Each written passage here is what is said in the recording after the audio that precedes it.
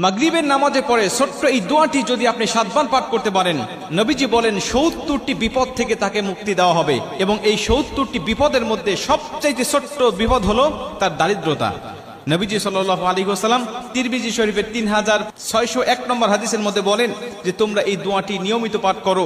এই দোয়াটি যদি কেউ নিয়মিত পাঠ করতে পারে, আল্লাহ পাক তাকে 70টি বিপদ থেকে হেফাজত করবে। এবং এই 70টি বিপদের মধ্যে সবচাইতে ছোট্ট বিপদ হলো তার দারিদ্রতা। দারিদ্রতা হলো আমাদের জীবনে সবচেয়ে বড় বিপদ। আর নবীজি বলছে 70টির মধ্যে দারিদ্রতাই হলো ছোট্ট বিপদ। তার মানে আরো বড় বড় যত বিপদ আপদ বালা মুসিবত রয়েছে, আল্লাহ সব বালা মুসিবত থেকে আমাদেরকে হেফাজত করবে। তার মানে আমি অসুস্থতা আছি, আপনি বিপদে আছেন, অসুস্থতায় আছেন, আল্লাহ পাক অসুস্থতাও আপনার দূর করে দিবে। আপনি বিপদে আছেন, এই দোয়াটি পাঠ করেন, আল্লাহ বিপদ থেকেও আপনাকে মুক্ত করে দিবে। আপনি দুশ্চিন্তায় আছেন, ডিপ্রেশনে আছেন, এই দোয়াটা পাঠ করেন, আল্লাহ দুশ্চিন্তা থেকেও আপনাকে মুক্তি দান করবে।